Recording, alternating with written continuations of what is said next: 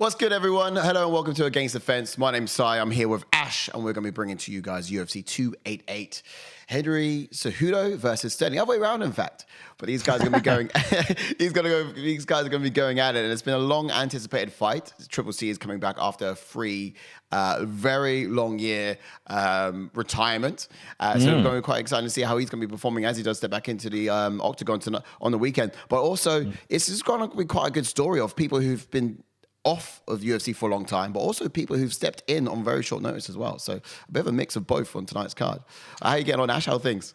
Yeah, doing great. Again, like you just said there, I can't wait to see, like you said, a 3-year layoff for Henry Cejudo. A lot of people may say ring rust, but obviously he's not just been out of action for that 3 years. Obviously, he's been training the likes of Weili Zhang, winning the belt when he was in the corner. Same thing with Figueiredo. He was in the corner, won the belt. So he's been in and out and still been dialing in on training. So I think when most people obviously take their time away or retire, they may properly leave. I think he's still been within his rights and things like that, staying inactive. Yeah, fair enough. Yeah, he's been training him, hasn't he? He's been busy. He's been on all sorts. So I don't know. He's been doing a fair bit from time to time. But 100%. But ultimately, I remember within those 3 years, you might see him in someone's corner, but that wasn't always the best news. It was a bit of a curse for some time, wasn't he? Do you remember when he was? It was to start with, yeah. And it was in Weili Zhang's corner, and she lost, the title under his watch, and now it's a little nerve. Yeah. But let's see if he's going to be a curse or victor on the weekend, eh? Shall we? What did we do last time? We started from the top, didn't we? The main card down. Yes. Right into the thick of the big stuff, didn't we? So we can just kick straight off with that. And, for those of you guys who are quite new to the show, this is the breakdown event that we have ahead of every pay-per-view. My name's Sai, and of course, this is Ash. The names are just below. But this is just a whole idea where we don't teach you guys what to think. We just, kind of show you a little bit how you should be thinking when it comes to these things. So we're going to be going through the detail of each and every one on the card. And then we're going to use these gauges to sort of measure where the advantages lie and where the disadvantages lie, that sort of thing. Yeah. And at some point, I might have to ask JK to just quickly turn off the oven for me as soon as he's able to, just because I might be burning my food just behind the set over there. But yeah, let's get into it. While you switch it over, mate, Psycho Paul's in the chat. Welcome in, Psycho Paul. Oh, yes. What's up, Psycho Paul? He says, evening, lads. Some interesting fights for you to direct tonight. 100%. There are some interesting ones. There's been, I think you were just about to touch on about it, Si. There's obviously been a change to the main card. Well, one fight on the main card, which was obviously the Evloev fight versus Bryce Mitchell. Bryce Mitchell is injured, obviously. I don't know if you saw the first episode of Embedded. He did have a bit of a massive bruise on his shoulder. Obviously, the real reason's not come out yet. Yeah, so, I kind of thought it was ducking, let's be honest. Just like JK. yeah. Very clever on that one. Very clever. Yeah. That was cool. Just do a commando roll behind you. So I saw you. Yeah. Quality. So we get into this then. So appreciate that. First fight on the card then. We're looking at Aljamain Sterling versus Triple C. Now, like we said, it's been about 3 years, this, hasn't it, in the making. Mate, I can't wait to get into this. It's going to be so tough to sort of determine where things lie. And there's going to be certain reasonings of why I could pick something, and I would obviously explain the reasons why I think I'm picking that. Yeah, and that's good. But I guess, just real quickly on this one, straight off the bat, you've got your Aljamain Sterling who's going to be fighting out of the red corner. He's 22-3. Then you've got in your blue corner Henry Cejudo, who's 16-2. Now, this is a little bit of lovers and haters, isn't it? I mean, there's a huge conglomerate of people who hate Aljamain Sterling and a huge conglomerate of people who hate Henry Cejudo. Vice versa, some might love the other two. But, I think it's just largely because of how they've been winning. Some people think it's a bit of controversy in it as well, or someone's just been getting extremely lucky. But then, for want of a better word, they're not really been considered tryhards. You know what I mean? Okay, here he goes. Yeah. Here we go. If you want to call it that, they're just kind of getting these easy wins. It's like, hold on, where's the effort into that? So look, I don't know whether you love or you hate either of these guys, but I think it's going to be an interesting matchup from the get go. You've got, I guess, some obvious advantages in the heights difference as well. So anyone who stood next to or seen Triple C, he's pretty small. He's 5'4". It's going to be to Aljamain Sterling's 5'7". But the reach advantage is going to be pretty significant because Henry Cejudo's only got 64 inches, and then you've got Aljamain Sterling in the red corner with 71 inches. So immediately he's got 5-inch reach advantage, and that leg reach advantage is there as well. So yes, interesting stuff. Henry Cejudo's just got to be explosive is probably initially what I can see and say on this one to start off with. But just a real quick one for you, Ash. When you look at this particular matchup, where do the obvious advantages lie, do you think? I mean, are we going to go straight to the striking or shall we go straight to the grappling in terms of the numbers? I just think that the main advantage for someone in this fight is going to go to Sterling. It's going to be the size. And I don't mean the height. I just mean the weight. Like you said, I just think because obviously Sterling's a massive bantamweight himself. Yeah. So I just think if it does get into them grappling exchanges, obviously a lot of people may favor Cejudo because he's got that Olympic and wrestling background. Yeah. But I just think if Sterling could get a hold of Cejudo, it could be just the weight advantage that gets him down there. Just like we saw, obviously, I know it's a completely different fight, but like Francis Ngannou did to Cyril Gane. There was no technique involved in the takedowns to do with Francis Ngannou to Gane. It was just purely the size and the weight of Ngannou that got Cyril Gane down. Yeah. But I think there's going to be technique to it with Sterling as well. So that's good. That's what I mean with the takedowns. It's just going to be technique plus the weight advantage. Yeah. All right. Well, let's check it out. So if it's going to be a case of so you're saying that it's Sterling who gets to dictate where the fight takes place, whether it's standing or whether it's going to be on the ground? Me personally, yes. Mm-hmm. Okay, interesting. I mean, that's fair enough. Look, straight over to the grappling numbers here on the page. We're checking out takedown average and the takedown on paper. And bearing in mind he's been out for a fair bit, it does seem to be like Henry Cejudo does kind of wield the that sort of that advantage. Yeah. I mean, takedown defense is 93%. He's going to need every bit of that, of course, if Aljamain's going to look to shoot on him. I do think Aljamain will probably resort to the takedowns, maybe after a couple of striking a little bit, sort of desperate takedowns perhaps, or just mixing up the offense. But there's a reason why they call him the Funk Master. He's not particularly good at anything. Like, I mean, I say that quite boldly, don't I? But what I mean is, like, I don't think his striking is like elite, but it's very unpredictable. I agree. And it's and it's just a weird funk to it. His movement as well. It's not elite, but it's unpredictable. There's a unique style to it, and those sort of things become very difficult to calculate. Yeah, because nothing's the same. That's like, just to go on what you just touched on, upon there. It's just the striking, like you said, is so unorthodox. It's so unique the way he does it. Yeah. And it's just like you can never sort of time something because you don't know what's coming next. Here's something though. There's someone else in the wake of Henry Cejudo who's also got a very unique style and has their own particular way of doing things. Dominic Cruz.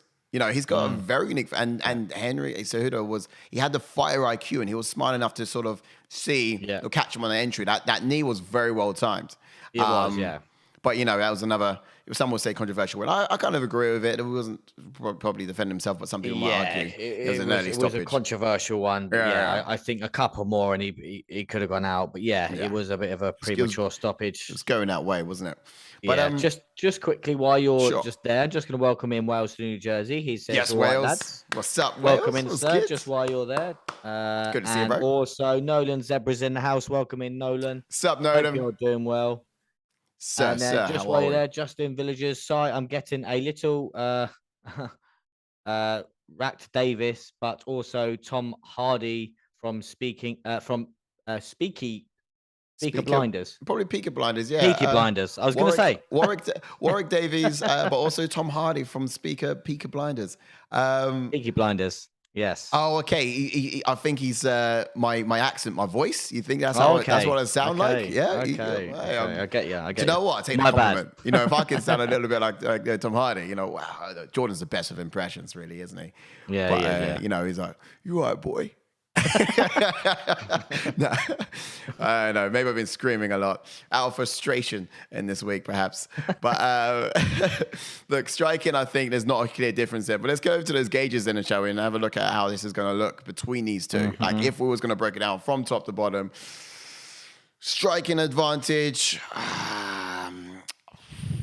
I think this is the thing for me as well, and I think Jourdain will agree with me on this as well. Is after Cejudo lost to Demetrius Johnson, obviously I think he had a little bit of time off, come back, and he came back in that sort of karate stance that he had.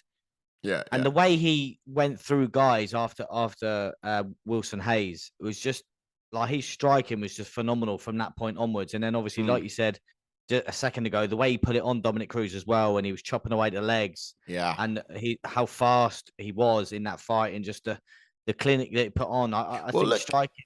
Bearing in mind, Cejudo is actually used to those the featherweight division. He's used to the speed, and they're a lot faster. Well, you could say a lot faster, but Moraes, and when he fought Marlon Moraes at bantamweight, he was rapid. But otherwise, he's usually used to the speed of the featherweight fighters, because that's of course the division he conquered first. So flyweight, sorry, but yeah, ultimately, it's what I do think is on striking that I would say Aljamain Sterling, but this is just because he's got the reach advantage, and those leg kicks, I think, as well. So who's going to be using it? And in terms of a way to win in a fight too, I think it might be Sterling on this one.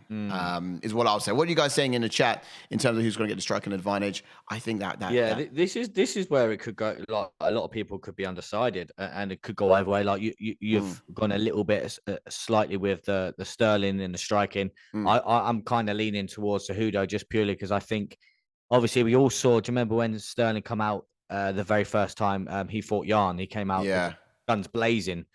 And that's kind of like the way that Cejudo came out against Dominic Cruz, and the way he came in, he came into Dominic Cruz's face, leg kicks, great strikes. But yeah, let's take it all into consideration too. He did come out blazing. I mean, he lit Jan up in that first round, but ultimately he also did set fire to his own gas tank. Like it was exhausted and out towards the ladder of it. So it's not the only thing he saw lit up. But yeah, it's I would say. Just maybe on paper because of reach advantage and everything else. But I would give power to Cejudo. Cejudo. Yeah, I would go that way around. Largely because a lot of his effective striking comes when he's in the pocket and up close. And I think that's where he's going to be sort of putting those rocking shots down. But I know he's coming up from a lower weight class division, so does the power transcend? Yeah, I was going to say if you give Cejudo striking them Sterling power.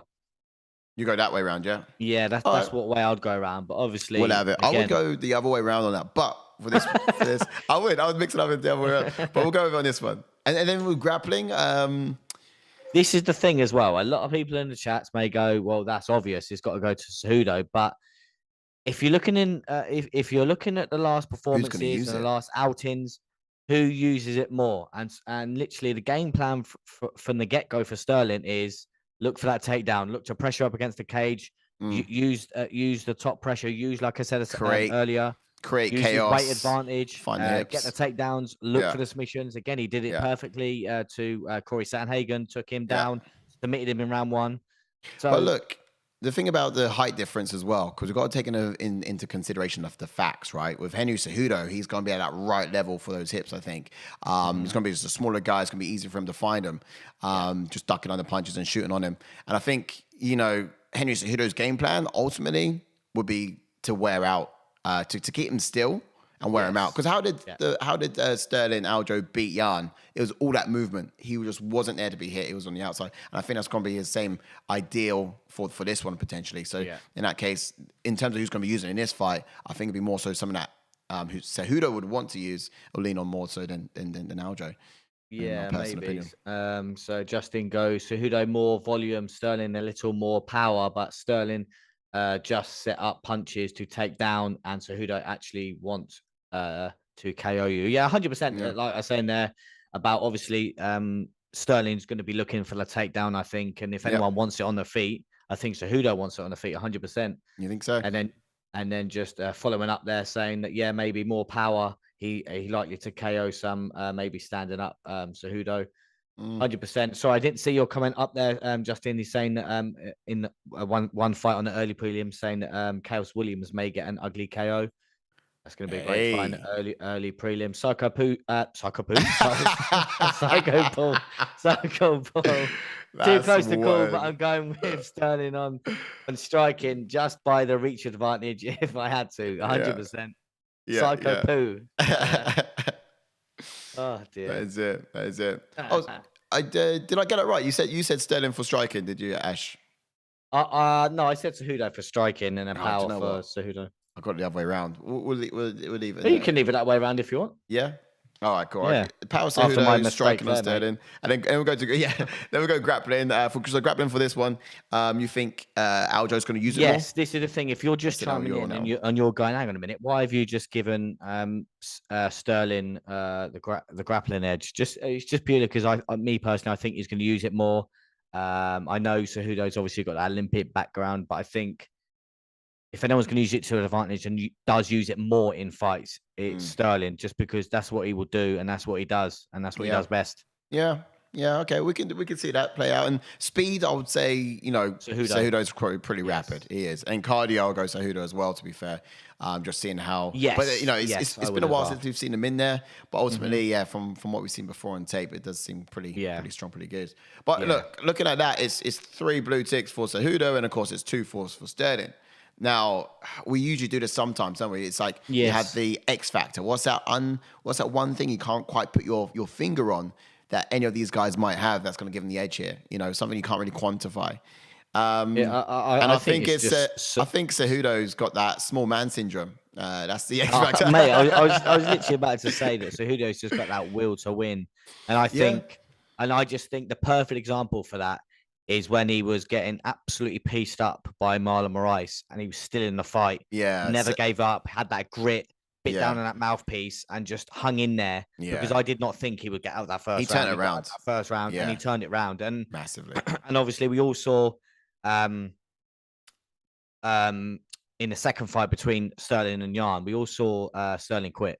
Yes, I know it was a knee to the head, but he played on that and he wanted out. So if you're going to quantify a little bit of an X factor, the more grit, the more grittier fighter is going to be Cejudo and that will to win. Yeah, I mean, whether it was a weak decision or a very smart decision, the line is very fine because ultimately it was the best decision in hindsight for his career and everything else. Yeah, but yeah, it's that's decent. Let's go back to the main bit and let's see what's coming up next. But that's Henry Cejudo. Who are you picking? Who would you actually pick in the fight though? Good question. I am gonna go with Cejudo on that one. Are you? Yeah, Henry Cejudo.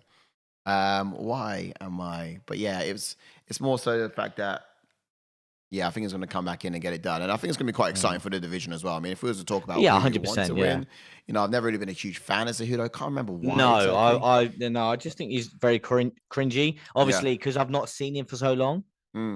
I've kind of sort of taken a step back of that cringiness. I hope I don't see it on this week's Embedded. Like you said, I'm kind of rooting for Henry a little bit.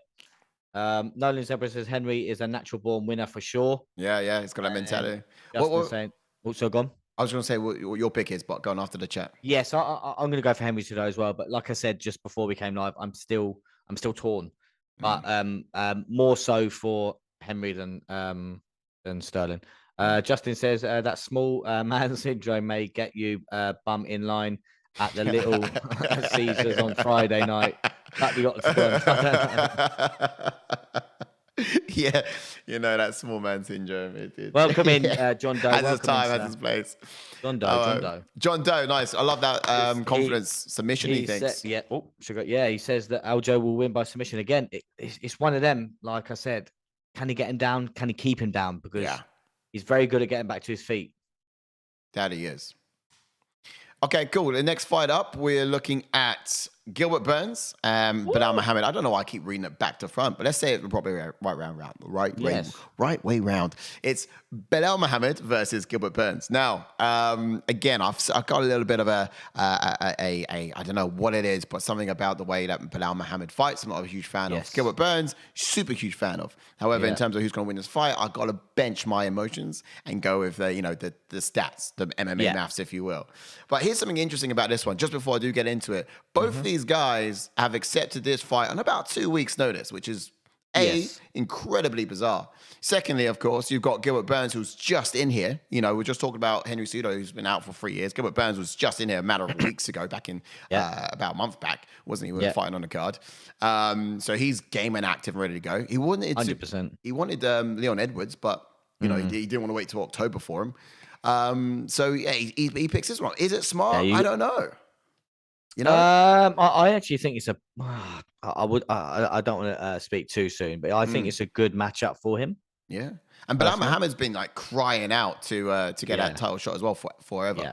So who is this a better fight for? I don't know. I think both of them been given a guaranteed title shot after this one. So this is that's spot on with that. At least we can actually have a proper number one contender and actually someone that actually deserves it, because obviously they've both been on winning streaks. Yeah. They're both beating guys in the top 5, so and of whoever course wins this 100% deserves it. Yeah, and the reason why that's so huge was, if I'm not mistaken, Colby Covington was already given the go-ahead to fight for the title by Dana White himself. He said, yes, you can. So this would probably be the only clause that will, revoke that. Yeah, so 100%. So yeah, I guess we're all quite keen to see it. But yeah, let's get those numbers up. So it's Belal Muhammad 22-3. He's on an incredible win streak at the moment. Ash will tell you that. Maybe I should have a quick look at what that win streak is. I don't trust your laptop to break down. Belal Muhammad, and then Gilbert Burns. So I'll get it. And then you got Gilbert Burns, who's 22-5 as well. And he's coming off of a recent win. Oh, there we go. You got it all coming up there for you. 1, 2, 3, 4. And then, so he's coming off a recent win, of course, back against Jorge Masvidal at UFC 287, so the last pay-per-view event I ran. So, yeah, he's doing really good. And, of course, like I said, 8 win streak for Belal Muhammad. Yeah. Incredible. With that one fight, there was a no contest against Leon Edwards in there as well.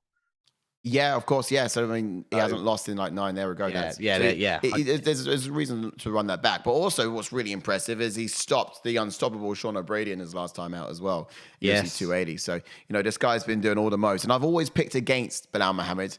And I wonder if tonight's the night when I don't. But, every single time I go against him. And look how many times I've been wrong. Many. Yeah, I'm like that with certain fighters as well. Yeah. You think, he's not going to do it. He's not going to do it. It's going to end, that win streak. It's going to go so long, and it's not going to last any longer than now, or now, or whatever. So let's have a quick look at that then. So we're talking here in terms of heights, not a huge advantage. It's advantage only 1 inch in it, and not a huge one in reach either. So in terms of where the advantages lie here, one of the big questions we're wondering is who's going to be the aggressor in the wrestling exchanges. Who's going to be the guy who's going to be putting hands on the other guy and being more physical? Now, looking at the body structure, I would have thought Gilbert Burns has the advantage there, looking like the stronger guy for sure. Yeah. But then you got someone like Belal Muhammad who brings a perfect strategy to every single fight. So I'm thinking that this one is really won or lost in the IQ. It's really won or lost in how they are able to adapt in there, but also won or lost in who's in Belal Muhammad's corner. So I'm going to ask you real quick, is Khabib still there? Yeah, that's it. He's been training with Khabib, isn't he? So if Khabib's still there, I think that's my pick made up. But but honestly, do you know what I mean? I think one of the reasons why I've been wrong every time I'm going with Belal Muhammad is I look at Belal Muhammad, I think no, he's not gonna. But then I forget who's holding the controller, and it is Khabib. It is Khabib in the corner. So I might, one of the main reasons why I might go with Belal Muhammad even before I see how he does it. But real quickly, then let's look at the grappling exchanges. Who on paper should have the advantage here? Let's have a look. So average 2.16 to 2.19, so it does sort of go in advantage of Belal Muhammad just slightly. Takedown defense for Belal Muhammad is pretty good, and it's only 47% for someone like Gilbert Burns because he's a kind of fighter who likes just lets it happen. Yeah, exactly. Yeah. However, I do have a bit of an issue with that with Gilbert Burns when he does, get taken down, because he's good in the takedown, like he's good in the wrestling and the grappling, he is, but off of his back, I was watching some tape, and I don't think I can see any scenarios in which, he's looked quite good on his back. Do you know what I mean? So accepting the takedowns, I don't think that's a wise idea for Gilbert Burns anymore. But otherwise, there's a difference, I think, in those takedown exchanges. So that being said, who do you think decides where this takes place, Ash? Is it going to be Gilbert Burns or is it going to be Belal Muhammad? I was going to say, I think this is the thing for me, like you said there. Like, I think, obviously, we all saw what Belal Muhammad did to Stephen Wonderboy Thompson. He didn't want to stand with him. He wanted to take him down. Yep. But this is the thing for me, I think, is Belal Muhammad going to have the cojones to take down Gilbert Burns? Is he? Is he realistically going to want to take down someone like Gilbert Burns?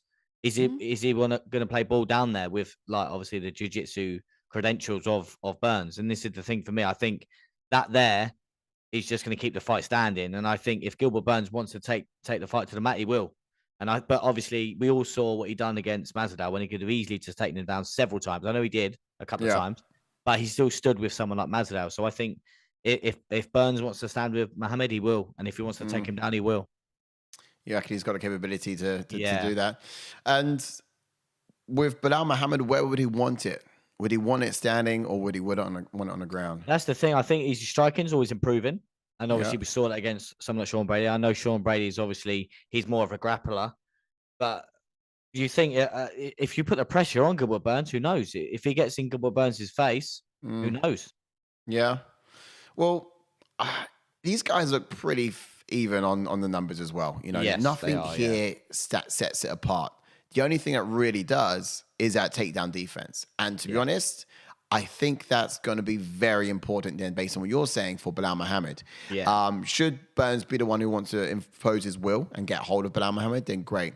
Belal Muhammad needs to break off from those exchanges and just sort of win some of those cheap shots, if you like, off the break, but also just, really mixing up his offense. And Belal Muhammad is certainly quite good to a point when it comes to, the basics. He doesn't do anything wildly amazing. What he does do very, very, very well. And I think that's probably how he's going to be able to do something like this. And here's the other wild thing about this one I haven't mentioned yet. It's 5 rounds. Yeah. This fight is it 5 rounds? Is a 5-round fight. Yeah. So here's another thing. What are they fighting for exactly? No belt on the line. Nothing like that's happening. So it's probably just for that, the contention slot, the possibility. Yeah. Oh, yeah. That's probably why they put. I mean, I don't think they've ever sort of valuetized that before in a way of an extra 2 rounds on the end of a fight. But I mean, they've done things like an extra belt, like a BMF belt and stuff like that. So this is crazy. But yeah, it's a 5-round fight. And I was just talking to Jacob about it a bit earlier, but was it Belal? Might have been Belal Muhammad who sort of asked for that or had that condition on it, because for Belal Muhammad, he's comfortable. He can wait and wait and wait. And then a bit later on, sometime he can have that title shot if he waits it out. Yeah. He's fully deserving of it, but I don't think he wants to wait. And also, I thought this was a condition. So, in that case, when they get into the championship rounds, I do like the chances for Belal Muhammad. And this is one of the reasons why I went with have a good Belal Muhammad. Yeah. He really does. In fact, on that point, let's get into those gauges and see how how. While you get that up, I get to the chat quickly. Nolan Zebra says my picks have been bad lately, and I'm going Henry. Wow, there you go. Justin says you got a guy who top 6 to 10. Fresh and ready, and a actual top 3 below with not a long camp, jumping back too soon. I guess is that for Henry Cejudo? Yeah. No, jump back too soon. That would be Burns jumping back too soon. Okay. Yeah, that'd be Burns. So look, you're right. It's concerning. It's a little bit concerning, but at the same time, he wants to stay active. I just think, I just think he's ready. He is, and you saw how he did in his last outing. He performed fairly well. So, of course, you're talking about either waiting until October or, while you're in the prime of it now. But also, who's that favor? He's just gone for a full camp and trained. He sees himself as prime. Belal Muhammad wasn't expecting a fight until 2 weeks ago. So how much training has he had it, Yeah, it's true. Last couple of ones, Justin's, that how I see it. I say Burns because he is all-round better fighter, but his only flaw is coming back too soon. Like I said, a semi-top 10 talent with a full camp. Dick to the Combat Studio. What's up, Patrick? What's up, Patrick? What's up, man? He What's says, up? tuning in from work. Oh, thank you, kind sir. He says, Love let's it. go, Belal. I mean, I've Belal. never would have put my hand up in salute for that before, but I think he could do it. I think he could do it. Let's go, Khabib. Yeah, let's be real. Last one, Psycho Paul fighting to be back up for Leon versus Kobe. Apparently not really worthy of a 5-rounder fight, he says. Yeah, I think they've just tried to make it a little bit more exciting. I think, obviously, on a pay-per-view, I think that's why I think they've done it a 5-rounder. But like I said, I think if it's going to favour anyone, obviously Gilbert Burns does have a good gas tank himself. Yeah, but I think Belal Muhammad just slightly is a little bit better in the cardio. Personally, yeah. So that's it. And so the Colby one's been said to go, but then also it's still a guaranteed title shot. Whoever wins this one, yes, still a guaranteed shot. I mean, when I don't know, but so yeah, it's a little crazy. But I'm great. I'm glad they've done it because this card needed it. Let's be honest. This card looks so much better with this fight in there. 100%, 100%. Let's get them gauges. Yeah, striking. Who gets that? I'll go striking, Belal, power, Burns.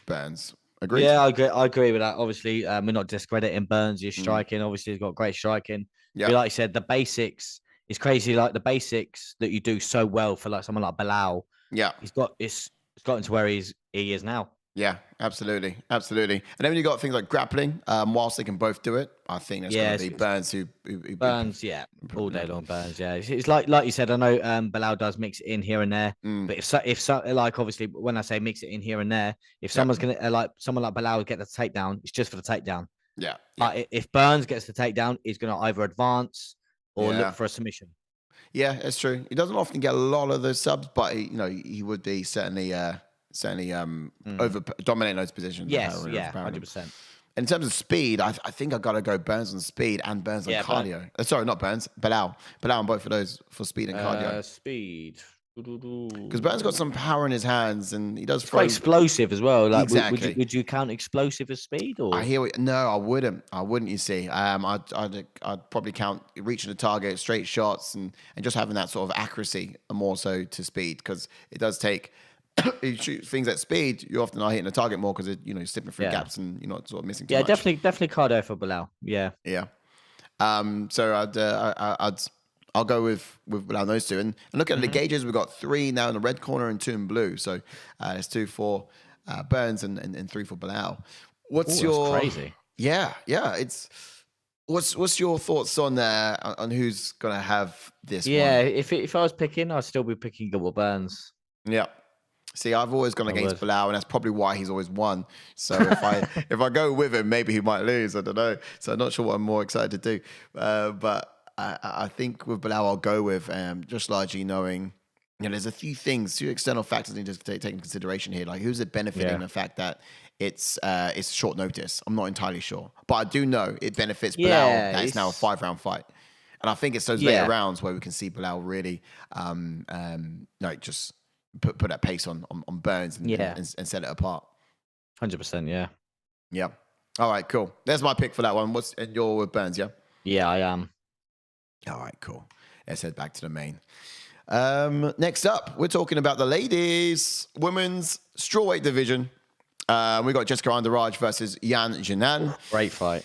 Yeah, great fight. It's your nan, and 24-10 for Jéssica Andrade, 16-3 for your nan over there, fighting out of China.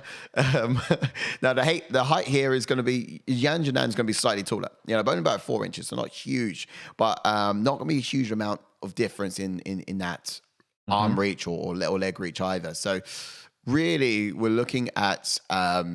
If I was to quickly profile these two girls, someone who's got the output, someone who's got the sort of boxing, or both of them who have the boxing accolades, really. Yes. And you got someone who's a bit more of a physical brute. Yes. Power and doesn't really like going a distance. So that's almost an extra motivation to stop it within. But do you think this is going to go like it always goes for Jéssica Andrade? Is she going to have her way? Or is she going to have to really I actually think it's chasing? A perfect fight for her, just purely because I think Xiaonan's just going to stand with her. And I just think if Andrade can just get in her face like she always does, I think she could actually knock her out.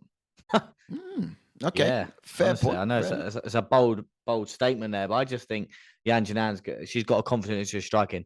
Yeah. I know she's going to have confidence. She's got a great striking. So I think if Entourage could do what she always does and just get going from the get go and get in her face, Yeah. she could land. Fair enough. I mean, looking here at the wins by, you got 47% for Janjanan, 38% for Jéssica Andrade. But obviously the biggest number, the biggest differentiation here is subs and decisions. You know, Janjanan doesn't really have that power to, well, I don't know, looking at the knockout, she does get quite almost half of her fights done by some sort of TKO or stoppage. Yeah. But ultimately, aside from that, she does like to go to decisions. And then you've got Jéssica Andrade, who has that submission number in there too. So Yeah. do you think Jéssica can get this to the ground? I think she wants to try and take her down. Yeah, by all means, I think she can. Yeah. Yeah, she averages around 2.5 takedowns per minute. Looking at the accuracy as well, it's fairly decent. Obviously, not a lot that's thrown out there from Janjanan. Yeah. But takedown defense is pretty much on par for both of them. So it's just closing the distance. For Yan, she's just got to keep moving. She's got to have great footwork. 100%. And she did have good movement to obviously stay away from the takedowns against Dern. Now, that's another thing too. Like if Dern, although Dern did do it and she did see some success in it, but if she can survive Dern, who's probably one of the best grapplers you can see in that division, will she survive Jéssica Andrade? I mean, that's the thing. It's obviously Dern's striking is always improving. It's not obviously the best, and also her entries to her takedowns are not the best either.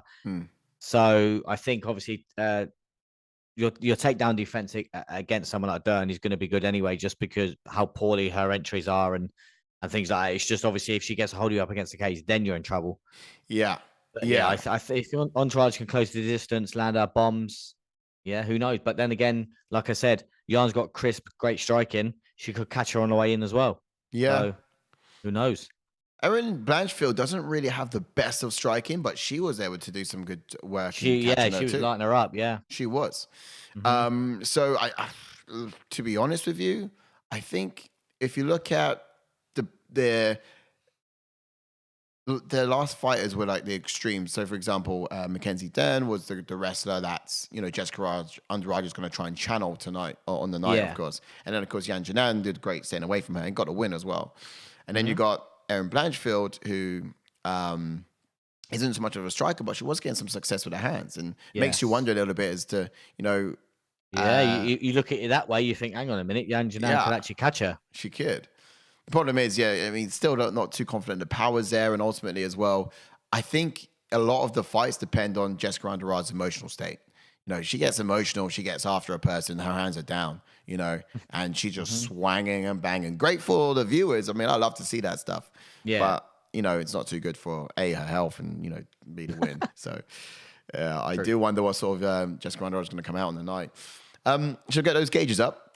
Yeah, while you're doing that, just read a comment. Psycho Paul says, I agree with Ash. A classic stand and bang fight, Entourage by knockout after a few big clean shots.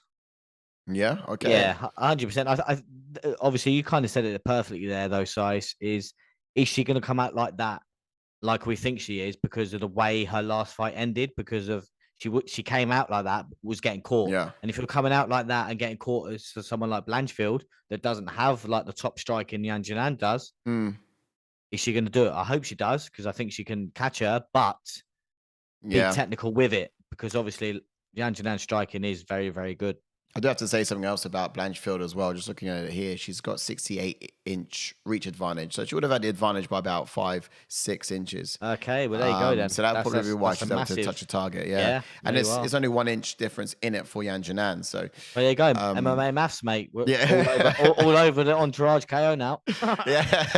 So maybe Andrade is going to be able to tag the target a little bit more here. But, it's you do have the footwork, though, in Janjanan is significantly better than what Erin Blanchfield can sport. And you've seen some fighters like JDM or even Quinlan, who we've seen before as well. It's like if you are really good with your footwork, you can take away this reach advantage from your the lankier, longer opponent, and just look like they're like they don't even have it in the first place. So it's possible.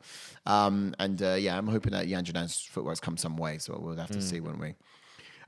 Striking then. Janjanan Janjanan gets striking. And then power will because go to... it's more technical than Entourage. Entourage, like you said, just swang and bang. Yeah. And she's 100% getting power. Agreed. Yeah. Okay. Andrade gets power then. And then, of course, we're looking at grappling. That's got to be Andrade. It's going to be Entourage again. I think if she wants a takedown, she would get it just purely on the strength. Yeah. And then speed. Ooh. Obviously, even when she's swinging and banging, Andrade fast. She's quite fast, isn't she? Yeah, Entourage for me. Yeah, for speed for you, Andrade? Yeah. I would have said Yan. But then again, like you said, a little sniper being Yan. Yeah, she got straight. I think the illusion is almost there as well with Yan Jourdain because she got more of those straight strikes down the pipe, which do beat the opponent to the target, and therefore, I'm just thinking of that Laura Murphy fight when Entourage just like so fast, like bump, bump, bump, bump. Yeah, it was pretty quick. I'm torn. Anyone else in the chat? What do you think, guys? I would have gone with Yan Jourdain on that one. But we jumped that one. We jumped that one for now. Cardio. Yeah, cardio. I'll go Yan Jourdain. I'm putting that one. Yeah, Yan Jourdain. Yeah, confident with that one, I think. And a 5-round fight now. I think Yan Jourdain can do this. A 3-round fight because it's free. Yeah. It's gonna be different. Actually, just trying to think back to the Mackenzie Dern one. Would I've given it to Dern after the 3 rounds were up? She had a very good 3rd round. Dern had a good 3rd round. It was great just 3rd round. Yan Jourdain, obviously, like I said at the start, like it's just because Dern's takedowns weren't the best and her entries weren't the best, and I think that's why, obviously, like. It was like, do you remember Carlo Esparza shooting from like years away? Yeah. Before, like, you know what I mean? Dern was still a crab. I mean, to be fair, I take my hat off to her though as well, because also a lot of the takedowns she was doing, you could do in the jiu-jitsu sport where you don't have the danger too much of the hands flying. But she was doing things like crawling across the canvas on her back to try and catch Yan Jourdain. And I was like, that's too dangerous because you could get walloped in the face with a flying fist. So it was in her sport, you can do that. In MMA, you don't see in mixed martial arts and on the mat, you don't really in the octagon, you don't see too much of it. But she did it anyway, and that was really cool. Really, really cool. So yeah, for me, the gauges look like it's 3 to Jéssica Andrade and 2 to Yan Jourdain. However, I'll be a little bit more convinced of going speed for Yan Jourdain because I think also that's how Yan Jourdain is gonna do it. If she is to get it done, she has to be fast to the mark and move. She's got to attach Andrade and move out. So it's also got to be her way for victory. What's up, guys? Welcome in, Charles Barkley. Hope you're doing well, sir. Yes. Hey, man. Good to see you. What's up, guys? You can swap it for your old Yan Jourdain for speed. What do you guys say in the chat? What do they say in the chat? The first one that comes in the chat we'll stick with, but I would have gone. Yeah, nothing so far, but we're both on the fence of this one. Yeah. Against the fence. I'm going on Entourage for speed. Both against the fence of this one. Yeah, so there we go. We'll level it out. Both of us get that. So you think who's going to win this fight is? I've got Entourage in this one. Yeah. It's a tough one. I'm not saying Entourage. Like I know I said at the start of this, Entourage can KO. I still believe that, but I just think be technical with the strikes that she's going to throw, and not just get caught with a sniper and of Yan Jourdain. We've got welcome in TY is in as well. Welcome in. Yes. What's up? Entourage, my lock on the card. So he's got Entourage is his lock on the card. Fair play. Interesting. Yeah, so I mean, it's a funny one because obviously Yan Jourdain's got like it's crazy because Yan Jourdain, we said a second ago, he's got better striking than Blanchfield. Yeah, but I'm still picking on Entourage. Yeah. And Blanchfield did see a little bit of success in that first. Yeah, it's crazy, isn't it? And I think Charles Barkley says, I think Entourage loses on points, but not confident. Yeah. So again, it is a tough fight. Don't get me wrong, it's a tough fight. But I think obviously if Entourage lets her hands go and she can get in Jan's face, I think she can. Like anyone in the division, she can KO anyone in the division. It's probably a better discussion to have, isn't it? It's very rare she might get to decision. I know she did with Lauren Murphy, but if it goes a distance, favor Yan Jourdain. If it 100%. stopped Andrade, of course. So that makes the question now who's going to win. It's can Yan Jourdain stay away from the takedown, stay away from that physical aggression of Andrade. We see her kind of do that with with Mackenzie Dern, but she didn't quite do it. Yeah, well enough. kind of. Yeah. Yeah. Okay. Anyway, yeah. I think I'll go Andrade in this one as well. Yeah, same. Yeah, but it's fairly 50-50. But yeah, I'm pretty sure. Okay, cool. Next one up. So we're looking right down the barrel now of the featherweight division. We have ranked 10, Movsar Evloev. Yeah. Evloev. And he's up against Evloev. He's up against Diego Lopez. Now, Diego Lopez is a new entrant over to UFC. These numbers aren't correct, bear in mind for Diego Lopez. He has been trying to get into UFC for some time, this guy. So a lot of people are not too sure as to what to expect here because they wouldn't see some tape perhaps. But, he's had some visa issues going back in the day. He also was on Dana White Contender Series, but he got that nasty eye poke from Brito, that Brito guy. Was it? Yeah, so he got to like the third round. He lost the two subsequent rounds, to be fair. Quite grappling heavy, but he ended up on his back for a lot of it. And he got poked in the eye, and then he ended up stopping it. And, again, lost another opportunity to get in UFC. So it looks to me that, Evloev is looking around, and the Brasses are trying to find a fight for this guy. They chuck an opportunity out to this Diego Lopez guy, saying, "Hey, do you want a shot at the UFC? Here's your in. You got to fight this guy." And it's almost like, "I'll take it, whatever it takes." You know what I mean? So I feel like it's one of those scenarios where it's very last minute. Of course, Bryce Mitchell initially pulled out of the card, and this guy just wants a ticket no matter what the cost. And this cost is a scary one.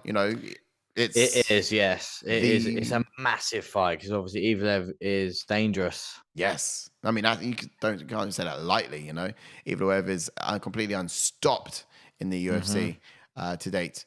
And the idea is, I guess, he's going to look to continue that. He's a little frustrated taking this fight also. So as much as this is a great ticket for Diego, for Evloev... It gets him nowhere in the division, doesn't it? No. I mean, he's been calling out Arnold Allen for the longest time. Arnold Allen is way up there. And at the same time, he's been desperate to get somebody to fight, to a big fight. Now they just toss him a newcomer, Yeah, right? So, I feel Evloev's frustration here. And I feel that might show in the fight. So... real quickly, in terms of my expectations of this one, I reckon Evloev is going to be adding to the highlight reel tonight on the night. Yeah, I reckon he takes him down and subs him, I think. Yeah, because if you look at his record, Evloev hasn't stopped anyone in a minute. It's just been decisions, all the way back to 2019. He's been winning, absolutely. It's just he's not done anything significant in the UFC yet. He's not stopped anyone in the UFC. So could be his night. Could be his night. I reckon this is time for it, to be fair. And if he has if he goes to decision of this, then he should have a long hard. He's a try hard. It should be easy for him. But not too much point. Too much into. This is the thing for the gauges as well. Like I really haven't watched much of Lopez, so I'm going to be struggling with any sort of the gauges. Yeah. So if anyone in the chat has seen Diego Lopez, let us know. Yeah, I mean, I'll give you guys a bit of background, a bit of color on the kid, right? So he's been doing Brazilian Jiu-Jitsu since the age of 5, so a very long time. I mean, he kind of comes from those fighting heart of Brazil. He's been trained by some of the professional fighters out there. They're out there too. So not likely sort of living on the outskirts, but very much been very brought up and embedded in the sport itself, MMA. Well, Brazilian Jiu-Jitsu, sorry. And so of course, he's good with his hands. He's quite explosive when he throws them. But for a very long time, that sort of wrestling, that grappling bits, it's been his game plan. As of late, we've seen him do it with his hands, but the guy's pretty well-rounded. I just think in terms of the level of competition for UFC, that's one thing. Yeah. Then you got level of competition for Evloev and the top 10 in UFC. This is too high for a kid like this. Yeah. It's too high for a kid like this. As good as he may be. Who knows? Imagine he comes in like them is it Bon? I put my hands up, brothers. Yeah, the Bond film. Imagine. I mean, I'll put my hands up, and that shouldn't happen. I kind of who jumped in earlier and said that Andrade was the lock of the card. I mean, to be fair, I would say Evloev would be my lock of the card. TY, right? Yeah. I mean, I would have said this one would be my lock of the card. Let's be real. Surely, you guys gonna be jumping in on the action this weekend? Yeah, you're gonna jump in for the watch along. Yeah. Come on. I was on about you and Jourdain jumping in with like locks of the cards for this weekend coming up. Oh, locks on the card. Obviously, I don't want to be too obvious and go for that one. Yeah, Gilbert Burns. I'm gonna go. Oh no! Old. I'm gonna go Gilbert Burns, mate. It's scary. It's scary. I've gone against Belal Muhammad too many times in the past, confidently as well. And so I just don't know what it is with this guy. His fights he shouldn't win, he's winning. And yeah, there was one fight that I knew he'd win, and that was the Wonder Boy one because I just knew he'd lay and pray. Okay, yeah, no, I did not. He tried hard that fight. Yeah, try hard. Yeah, I thought he was going to lose against Luque Vicente and Wonder Boy and Sean Brady, but man, this guy, I don't know what's happening. So I'm going to go. If you can't beat him, then join him. So I'm with him on this one. All right, let's get them gauges for. All right, striking. Now I will have to. To be fair, Evloev striking is not the best. I quite like it. It's not obviously the best, but I obviously I know Evloev is just a take you down and allowing you. Yeah, he does that. I mean, you see the muscles in this guy. Like he's got that sort of Sage Northcutt muscles. Which right. He's got muscles on muscles in different areas of the bicep. It's madness. And I think a lot of that sort of helps you when controlling someone, because if you lift in one direction, okay, that works the muscles on the top end. But sometimes when you're controlling someone, you do have to use different forces, and we've got to use different angles and muscles all over to sort of hold him still. And I think he's really going to be able to do that with Avi's physique, and it does remind me quite a bit of Arnold Allen, which is why I'd love to see those two fight eventually. Not too soon. I'm scared for it, but eventually. So yeah, look, I think what we're talking about here, grappling, I'll give it. Evloev. Yeah, I'll give it to Evloev. Just because obviously we've seen more of it. That's true. He uses it to his advantage in the fights. Obviously, I know a lot of people, if you've seen this new guy, he may be good at Brazilian Jiu-Jitsu. It's all good saying that, but may not like go into a fight and just go, Roman style wrestling we're talking about here, This is good. Striking. I would go with Evloev on this one as well. Yeah. Largely because he's great at getting his head off the center line and throwing out overhand right. I think he's got some very good traps in his arsenal. And that fighter IQ. And that, when you put that behind your striking, it just hits another level. And whilst the striking of Diego Lopez, again, he's a bit of an all-rounded kind of guy. It's great, but I don't think he's got that fighter IQ to really sort of throw it the way that Lopez does. Evloev does. Power. I could toss a bone to Lopez potentially, but how many KOs has he got? So we're gonna have to look here on the numbers. As nothing's really added up on the UFC, to be fair. Oh, okay. They haven't got anything there just to suggest and say so. But otherwise, his overall KOs, I think it's on par with his submission attempts. To be fair, it's not like drastically larger than that. He's got 8 wins by KO and 11 wins by submission as well. Got to be that, then, isn't it? It's got to be. Just because on paper. It's got to be Lopez just pure on paper, because I don't think that he's not knocked someone out could actually in a minute. Yeah, I don't think he could knock someone out. Even though he's got muscles for days. He does, yeah. So many decisions, 3 knockouts in total. But at the same time, I feel like this is his opportunity to do it. So whilst we say Diego, watch Evloev come and get a knockout. But yeah, with his current level of competition where he's been fighting, he's not been able to do it. Speed. Do you know what? I couldn't tell you, mate.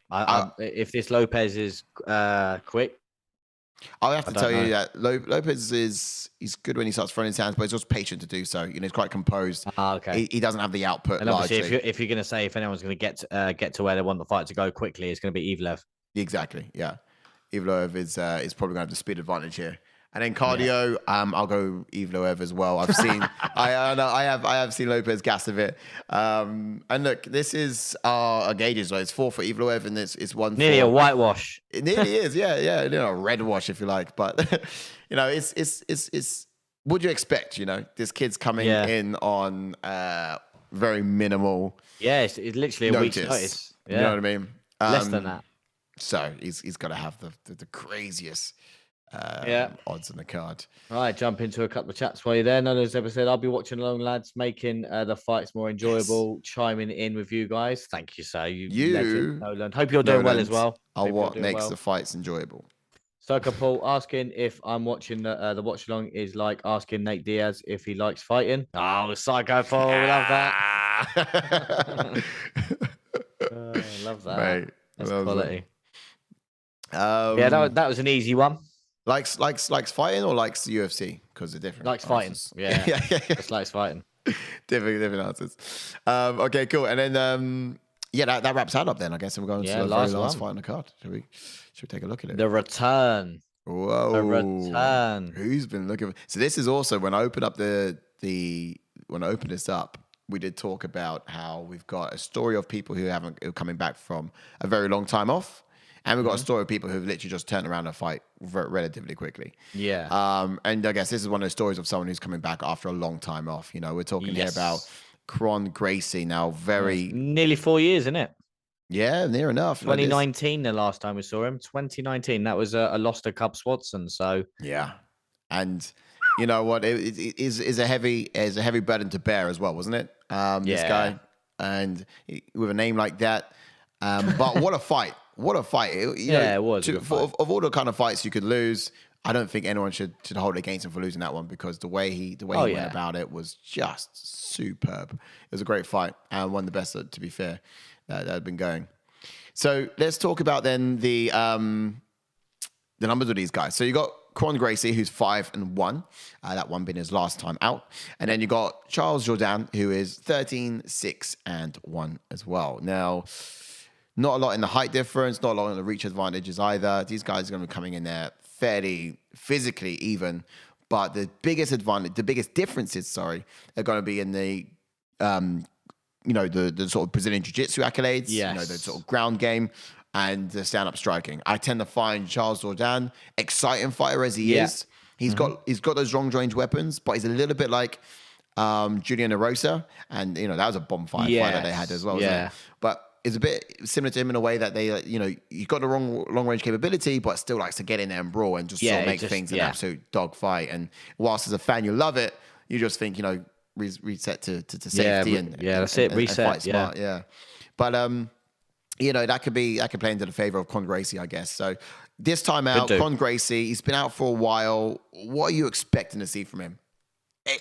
Better striking? Yeah, that's the thing. Obviously, striking's always been improving, and obviously, like you said, to stand with someone like Cub Swanson and do what he did as well, this is impressive a lot in itself. So obviously, having that time off, surely has been sharpening his striking. So let's hopefully he can obviously set up his takedowns and then use that jiu-jitsu. But I don't think he wants to stand with someone like Jourdain, because like you said, Jourdain, he's got great striking himself. So I think if the fight needs to take place for someone like Gracie, it's obviously going to be on the mat. Yeah, I hear that. I think for Gracie, he got a little stubborn with that one against Swanson. Not for lack of trying. He did try taking him down, and credit to Cub Swanson, had an amazing takedown defense, to be fair. It was incredible. And so it just made the job a little bit difficult. And then, of course, in the later rounds, Kron's a little bit gassed. All of a sudden, his takedowns have a little less bop to it. So if you look here in terms of significant striking for each of these guys, or in which case the wins have been done by for each of these guys, you can see that submissions win. 100% of his wins have been via submission for Kron Gracie. He knows no other way of getting the job done in the UFC. And then, of course, for Charles Jourdain, a lot of his come by knockout, 62% to his 31% submissions and 8% decisions. So if it goes the distance, then it's pretty unfamiliar territory for both these guys, by the looks of things, to be fair. Striking wise, advantage again at size of Charles Jourdain. He's a lot longer striker in many ways. 49% there in terms of significant strikes, and then you've got his landed per minute just edging a little bit more as well. And then if you look at grappling, naturally, of course, you've got the takedown accuracy. It really does exist there for Kron Gracie, but not all of these numbers are fully fledged. Bear in mind, he's only got 5 fights here when we're drawing these numbers up against. Exactly. Yeah, there's not a lot in it. So I guess, what can we learn from that last fight with Cub Swanson, with Kron Gracie? Like you said, he's got the Gracie name, so obviously we know number one thing, he wants the fight on the mat. But he did have lazy takedown attempts. He did have rushed takedown attempts again. It's kind of like the similar scenario where you got Mackenzie Dern, because once it hits the mat, we know Mackenzie Dern's going to near enough get a submission. Obviously, she nearly had it in the last fight with Xiaonan, even though her takedown entries were poor, but managed to get it to the mat. And this is the thing. I think hopefully, whilst he's been off, he's improving his striking so that he can mix in his strikings to get the takedowns, or obviously work on the takedown entries in themselves. So hopefully he's been working on these aspects of his game, and if he can work from his striking to get a takedown, then 100% like we could see another submission. That'd be good, wouldn't it? And look, here's a thing as well. Here's something we learned. I think is pretty significant. Also, we learned the guy striking is flawed. It's got some flaws to it. It gets slower as the longer fight goes along, but also we learned that he's an incredibly tough. Yeah, he's tough. Guy. Yeah, exactly. You know? Yeah, he's really tough. Yeah. Now that's got to come into factor when you talk about how Charles Jourdain fights. Also, like he's a bit of a brawler. Yes, he'll hit you, and if you don't sort of show it or wear that damage, it kind of hits him in the emotions a bit, and he comes at you a little bit more. And look, if Kron Gracie has sharpened his striking, then great, he can sort of find some opportunities. He could use that to his advantage, though. To be fair, mate, he could get that brawl out of Charles Jourdain to set up a takedown. That's what I was thinking. Let's get straight into the gauges on this one then, because I think you swip over. I think it's possible. Comments. Yes. Like Paul says, is Gracie trained under Nick Diaz? Just something I heard. I'm not 100% sure. He's in the corner. He's in the corner. So that's really? I think if you look at the last fight with Cub Swanson, you can see some of the striking. You could see that there's some influence from the Diaz brothers in terms of the striking and stand up. You know, he kind of has a hands a bit like this when he throws. So there's some shades of it there. Obviously not as polished. You know, the Diaz brothers notoriously are better strikers, and in some cases renowned for being some of the best boxers in the UFC in their time. But you know, it's there's been some shades of that that's been happening. That's a true story. Charles Barkley says, "Damn, 8.13 strikes absorbed per minute." Yep. Was that for Gracie? Was it? So if we have a look at that number, striking wise, that was for Gracie. Yeah.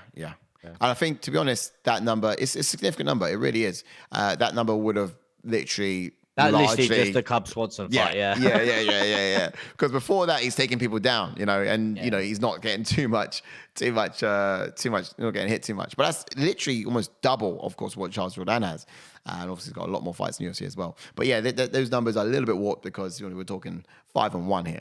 He's not got a lot of data to build against that. But then, so that was striking. That was a beat down. That Swanson put on him. Beat down. Striking, you say, yeah. Yeah, it's obvious. It's Charles Jourdain. Oh, my bad. Yeah, this side. And then grappling. Yep, that's obvious too. We'll go Gracie on that one. I think his family, his ancestors will probably reach through the YouTube screen and choke us out if we did that the other way around. Yeah, exactly. And then power-wise, I mean, we've got to look at some paper. We're going to have to go Charles Jourdain. Go Charles Jourdain, yeah. You know, speed-wise. Jourdain as well. I would like to go Jourdain on that one too. Yeah, agreed. Yeah. Oh, let's get it right. There it is. And then cardio. Go Jourdain as well. Jourdain as well.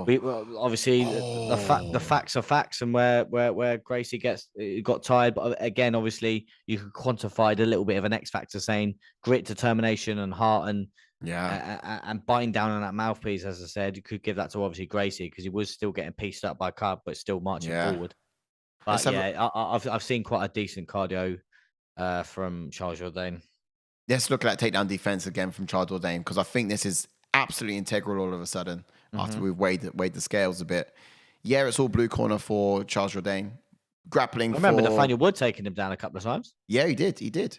And for Kron Gracie, of course, the grappling, it really could be all he needs. You got some people who might just have power or might just have one thing, but it's that good. It's that good that, you know, you don't really need much else. Anything else to just take from it. You know, so it's all been invested into that. So we'll see where his striking's at coming back after the long layoff. But effectively, what's really important is Charles Jourdain takedown defense is about 50%. So, you know, there's... Yeah, well, this is the thing.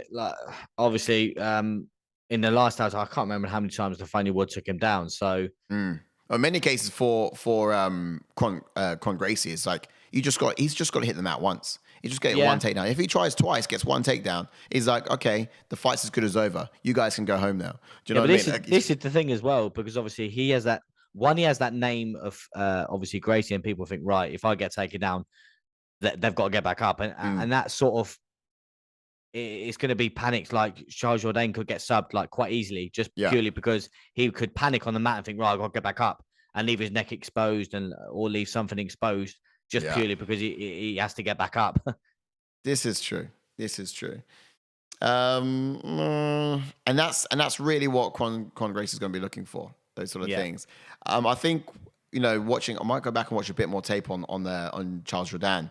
But the only thing I'm really looking for in that is his takedown defense, and also, like you said there, how he gets back to his feet. Because effectively, whilst this is a blue wash, as you were saying earlier, almost a whitewash for the blue corner, it's grappling can be all that Kron Gracie needs. 100%. And he just sees one opportunity. Like you said there, like, I hope he's improved on the tools that we just mentioned. But again, if he can just get that ball out of Charles Jourdain, bang, get him emotional. Take him down. Like you don't even need to work on your takedowns. Just have him over swinging, timed entry. Bosh. Yeah. Man, Ash, how long have we been doing this now? For how many moons? How many years have we been doing this now? Because man, you just sound like an expert, bro. You just sound like experts. Are we good at this? We're just that good at this. We good at this. Yeah. We've been doing this now for like what, 2 years and a bit now. Yeah. So starting to feel like I'm coming out with things. And I was like, did I say that? You're sleeping, wake up and like sub. Yeah, exactly. This is how it's gonna happen. I don't know. The reach advantage. Yeah, reach advantage. All right, not the. Oh man, quality. Look, boys, that takes us to the end of the card, right? And that's been quite a thrilling one, to be fair. Just before we do go, a quick look over on those odds. I don't know if you got them there. Do you? Not yet. I'll just get him. Charles Barkley says Jourdain always a fun to watch. 100%. He's always exciting to watch. Yeah. Oh yeah, he is. He's game to go. I think he said in one of his interviews before as well, is like, if you don't stop the fight, he's never going to stop the fight. He's not going to bow out of a competition. I think, I can't remember who was the referee when he fought Julian Erosa, but it was like the ref saved my night that night. I wasn't going to tap out. I wasn't going to, you know what I mean? It's like, I needed the ref to step in because he was just going to, he's in there. He's willing to die, but ultimately he's willing to kill. So, he needs that intervention otherwise. Right, so we got it's actually quite interesting. Sterling and Henry Cejudo are both I'm gonna here in the UFC. Odds. Here we go. In the UFC. Both the same odds. Gilbert Burns is favourite against Belal. Are you going off the UFC page, are you? Oh no, I'm just going off a betting app. Oh, I see. Okay, yeah. Because on UFC, minus 105 and minus 115 for those ones. Yeah, they're similar. Just Andrade is favourite against Xiaonan, and there's no point saying who's favourite out of Evloev and the other geezer. Yeah, but it's a huge massive favourite. Oh, Charles Jourdain's favourite against Gracie again is probably because Gracie's been out for just over 3 years. Yeah. So the odds in UFC you got minus 180. I think me and JK will add to the pot. I think this weekend. And we're going to be millionaires. Rome was not built in a day. Of course. I mean, you just the game's a game. you know those toys you have in like a toy box on your bed probably from years ago, like Woody in Toy Story. Yeah. You just put a string and you say a number of phrases. That's you. You just got a couple of phrases. Rome wasn't built in a day. Rome wasn't built in a day. The game's a game. I don't know, and something else ridiculous. But put a thread on your clothes and you're just you reel it off like it's the same every time. Okay, cool. Yeah, these odds are pretty decent. Your potential fight of the night. If you say Belal Muhammad, I might say Entourage versus Xiaonan though, because they can both they could just both stand there and throw because they both have the potential to do that. I'm gonna say the first fight on the card, Kron Gracie. It's got potential. It's got potential. It really does. Because Charles Jourdain is always in wars, and secondly, because Kron Gracie's last fight out, I mean, it made me a fan. I know he lost, but I actually kind of respected him far more than I ever did before after seeing him in that fight. After losing that to Cub Swanson. Just tough. Super tough. So, potential fight night for me. All right, well, that wraps that up. Let's go. Thank you for everyone who's been in the chat. You've been amazing as always. You've been brilliant. Absolutely. Any last chats coming through? Weekend? No, that was it. All right. Well, that's now. Obviously, hope to see you at the weekend for the watch along. Yes. No, not hope to. We will. To hear. Oh, yeah. No, absolutely. Yeah, I'm super pumped for it as well. I think it's gonna be really good. You know, this is the people's breakdown show. We do it ahead of every pay-per-view event, and of course we'll be back next time for just ahead of UFC 289. But after the watch along, you're going to expect the usual fan cam, so stay tuned for that. Like and subscribe, click those buttons on the channel so you'll get notifications every time we are live and doing something super fun just as that. And aside from that, of course, as well, we do have the Aftermath show led up by JK himself, and that's going to be happening next week. So be around for that. And again, if you like and subscribe or part of the community, you will not miss it. It'd be pretty hard to. Charles Barkley says, see you later, lads. Thank you for tuning in, sir. Charles Barkley, you've been brilliant, man. Thanks so much for chiming in. You guys are great. I hope the picks were decent for you guys. You know, I hope it made some informed and educated decisions. Yes, hopefully you make millions and Rome will be built in a day. That's different. Taking this toy back, it's broken. But yeah, no, you guys are doing absolutely great. Thanks again. Stay tuned for more, and we'll see you on the weekend with UFC 288 from the very start of that main card to the very end. We're looking forward to it. Can't wait to see you there. Thanks, guys.